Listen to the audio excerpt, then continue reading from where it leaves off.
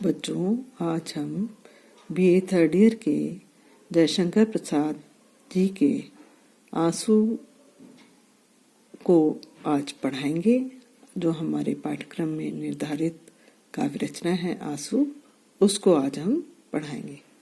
आपके सामने ये पंक्तियाँ भी हैं और आप इनको देख करके इनकी व्याख्याओं को अच्छी तरीके से सुन सकते हो।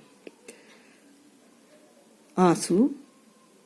इस करुण कलित हृदय में अब विकल रागनी बसती, क्यों हाहाकार स्वरों में वेदना असीम गरजती।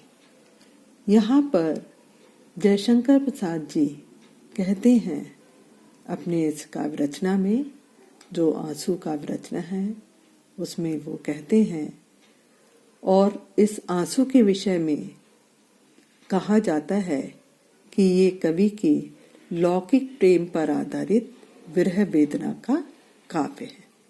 इसमें कवि ने अपने विरह व्यथित मन से प्रश्न करते हुए अपनी वेदना व्यक्त की है।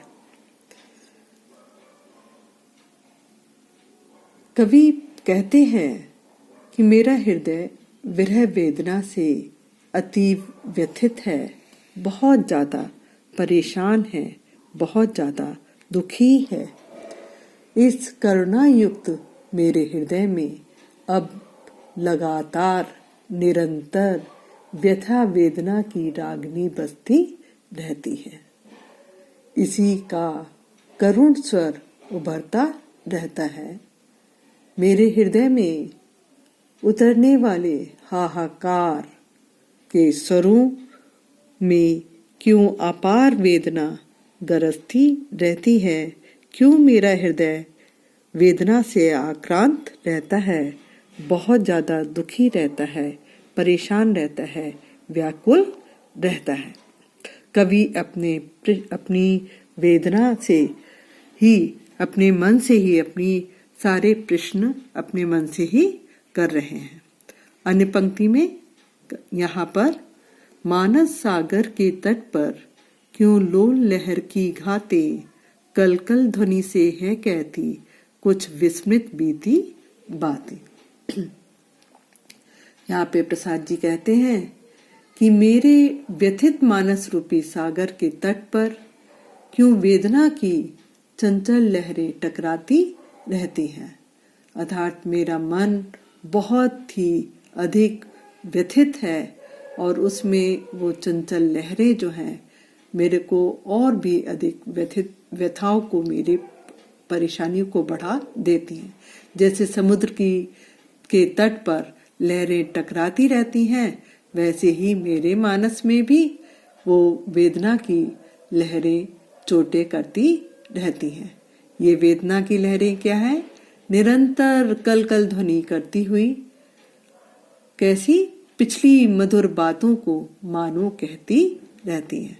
ऐसा लगता है कि ये वेदना कैसी है? जो मेरी पुरानी संयोग क्षणों की बातें हैं, जो स्मृतियां हैं, उन स्मृतियों को वो पुनः याद दिलाती रहती हैं। आशय ये है, इसका मतलब यह है कि वेदना से पिछली सुखमय जीवन की जो घटनाएं थी वो सब अपने आप ही उभरती रहती हैं। उनकी याद आने पर आंखों से आंसू निकल ही जाते हैं। तो इन पंक्तियों में कवि ने वेदना की बहुत ही अधिक मार्मिक अनुभूति और अभिव्यक्ति की है, जो मूल रूप से आंसू का कारण बनी है।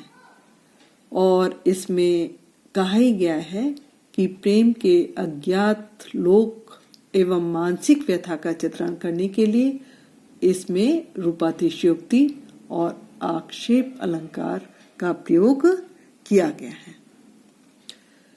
अन्य पंक्तियों में यहाँ पर कवि कहते हैं, आती है शून्य क्षितिज से क्यों लौट प्रतिध्वनि मेरी, टकराती बिलखाती सी पगली सी देती फेरी।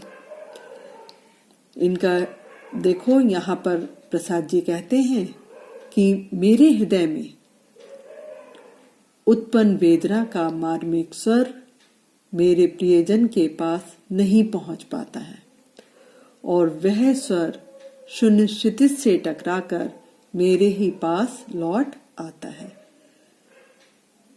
इस कारण मैं अपनी वेदना का उचित संप्रेषण नहीं पा रहा हूं। मैं अपनी वेदना को उस अपने जो स्थल है उस स्थल तक पहुंचा नहीं पा रहा हूं। इस भाव को क्यों मेरे हृदय की वेदना का स्वर टकराती हुई बलखाती पगली की तरीके से वापस लौट आता है।